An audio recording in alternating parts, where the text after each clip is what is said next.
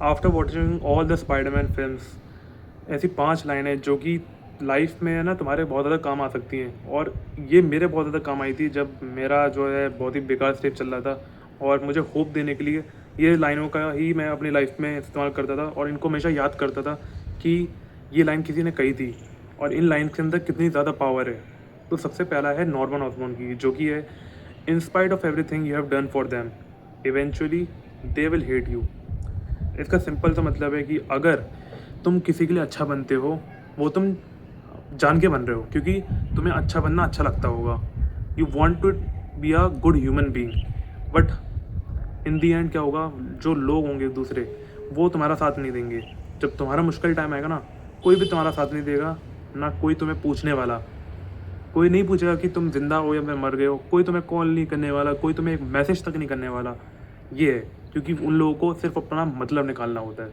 इसलिए ऐसे लोगों से जितना हो सकता है उतना दूर रहो, या फिर अगर ये ऐसे लोगों को तुम दूर नहीं कर सकते हो तो इन लोगों से ना परेशान होने की ज़रूरत नहीं है। वो आएंगे चले जाएंगे, आएंगे चले जाएंगे, उनका बस यही है। तुम्हें बस उनके ऊपर ज़्यादा ध्यान नहीं देना है। Don't be bother. दूसरा है sometimes to do what's right we have to give up the things we want most even our dreams. अब मैं यहाँ पे ये नहीं बोल रहा हूँ कि जो तुम्हारे गोल्स हैं, सपने हैं, उनको छोड़ दो। मैं बस ये बोलना चाहता हूँ, इस लाइन का जो बेसिकली मतलब है कि अगर तुम्हें सच में कुछ पाना है, कुछ जो तुम्हारे लिए सही है, what is right for you, तुम्हें कुछ चीज़ों को कुर्बान करना ही पड़ेगा इन दी एंड। और यहाँ पे कुर्बान करने से मेरा मतलब है you have to beat your procrastination, you have to beat your laziness.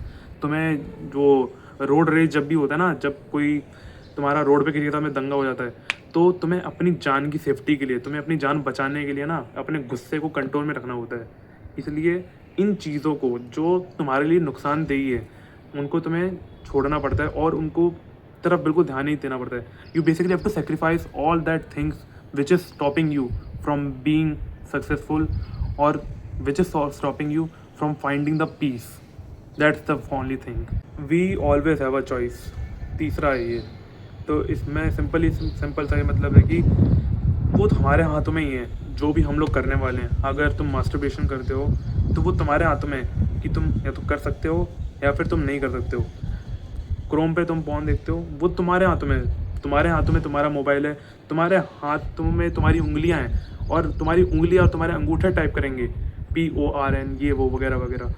वो तुम्हारे ऊपर ही है, सिर्फ और सिर्फ तुम्हारे ऊपर। तुम्हारी जो भी एक्शंस होंगे उसके जिम्मेदार सिर्फ और सिर्फ तुम होंगे। बट उसको करने से पहले तुम सोच तो सकते हो। इसलिए तुम्हारे पास एक चॉइस है, वो सही करने की और एक गलत चीज़ करने की। अगर तुम गलत चीज़ करना चाहते हो, you can do it. If you want to do the right thing, you can do it to.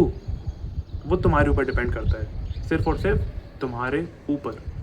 चौथा है don't make promises you can't keep. ये अमेजिंग स्पाइडरमैन 1 में कही थी पीटर की टीचर ने, जिसमें वो बोलता है कि मैं रेगुलर आऊँगा आपसे।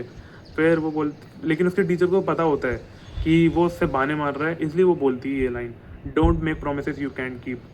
और ये लाइन रियल लाइफ में भी एप्लीकेबल है। कभी भी किसी को वो वादे मत करो जो तुम निभा ही नहीं सकते हो। तुम बोलते हो कि मैं टाइम पे आ जाऊँगा, लेकिन तुम टाइम पे नहीं आते हो, उसमें गलती किसकी है? तुम्हारी गलती है ना। इसलिए उन प्रोमिसेस को कभी करो ही मत, क्योंकि इससे तो देखो, एक तुम्हारी वैल्यू गिरेगी और एक सामने वाला जो है हर्ट भी हो सकता है। अगर वो तुम्हारा कोई चाहने वाला है तो वो हर्ट होगा, पक्का होगा। इसलिए ऐसे कोई वादे मत दो, या तो डायरेक्ट मना ही कर दो, या फिर अगर वादा करते हो तो उसको निभाओ भी। टाइम पे जहाँ पे भी तुम्हें पहुँचना है वहाँ पे पहुँचो, टाइम पे उस काम को कंप्लीट करो।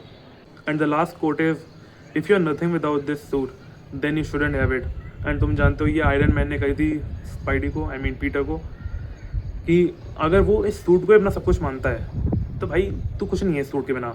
वैसे ही अगर तुम इन बालों की वजह से, जैसे मान लो ये मेरे बाल हैं, अगर ये मेरी बाल ही मेरी आइडेंटिटी को डिफाइन करते हैं कि मैं अपने बालों की वजह से ही जाना चाहता हूँ, क्या मेरी जो पढ़ाई है कि मैं पढ़ाकू बच्चा हूँ, लोग मेरे को पढ़ाकू बच्चा बोलते हैं, तो अगर मैं सिर्फ पढ़ाई के वजह से जाना चाहता हूँ, मेरी जो एक अलग से आइडेंटिटी है, मेरा भी एक अलग से एक नाम है अपना, अगर मैं उस वजह से नहीं जाना चाहता हूँ तो भाई कुछ भी नहीं है, इसका कोई मतलब नहीं है। इन सारी चीज़ों को जो है त्याग देना चाहिए, उन सभी चीज़ों को छोड़ देना चाहिए। इसलिए मैं भी है ना जनवरी के टाइम पे मैं गंजा हो गया था, क्योंकि लोग है ना मेरे को मेरे बालों की वजह से जज करते थे कि तेरे बाल हैं इसलिए तू इतना अच्छा दिखता है। मतलब इतना भी अच्छा नहीं बोलते थे वो लोग। मेरे को लगता था कि मैं अपने बालों की वजह से ही बहुत ज़्यादा अच्छा दिखता हूँ, इसलिए मैंने अपने बालों को मुंडवा दिया था।